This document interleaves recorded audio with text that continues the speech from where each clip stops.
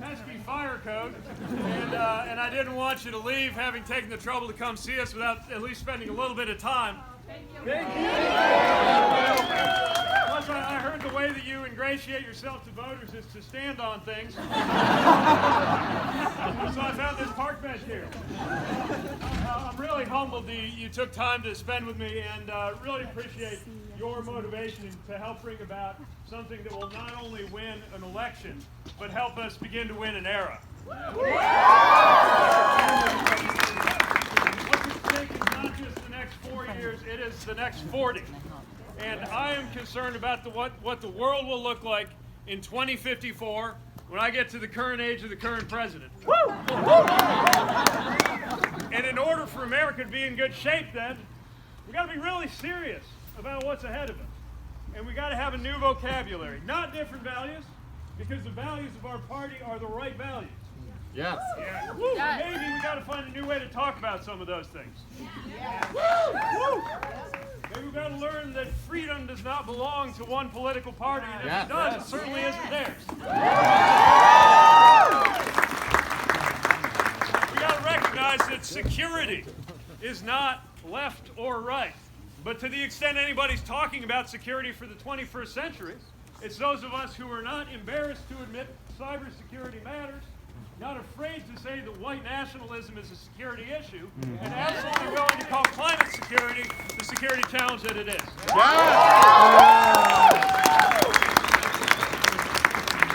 We got to stand up for our democracy.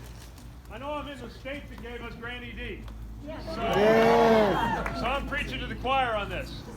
But we got to tell everybody, because we will not be the democracy we claim to be if we tolerate districts being drawn to where politicians get to choose their voters instead of the other way around.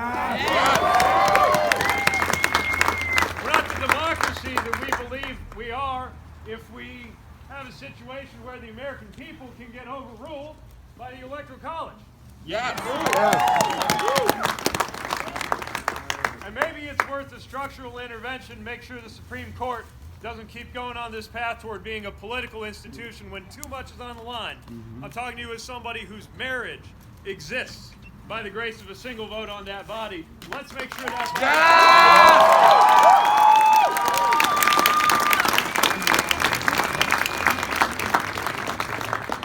Now, every time I fool myself into thinking, because there's a big crowd and a lot of flashbulbs going on, that I'm really famous, something happens that cuts me down to size. I was on the plane getting ready to come up here. I was in line, and a few people came up in the airport and said, "Hey, Pete, something nice. Hey, Pete, voting for you. Hey, Pete, really glad to see you." And this lady next to me said, "Well, you must be Pete."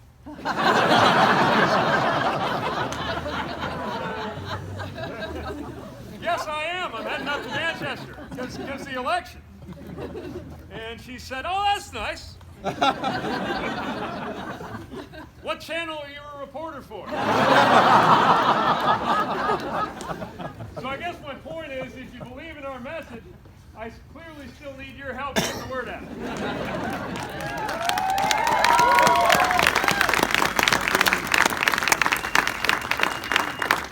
believe we ought to be putting forward voices from different kinds of communities, especially communities where young people grow up being told that success for them has to mean getting out. And you believe that we ought to have a different message about a future in those communities that is not about resentment, that recognizes that there's no such thing as an honest politics built on the word again, then I need your help.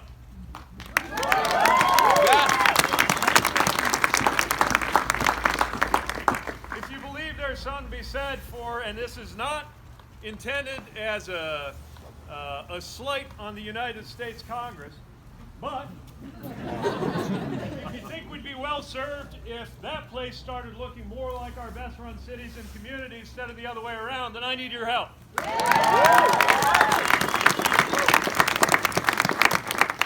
If you believe that a focus on the future is not just something for young candidates and young voters, but something we can build an intergenerational alliance to defend, then I need your help. So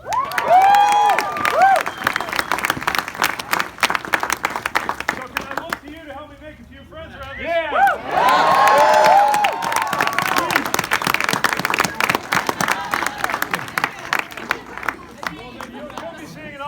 on to me. So thanks for being here tonight.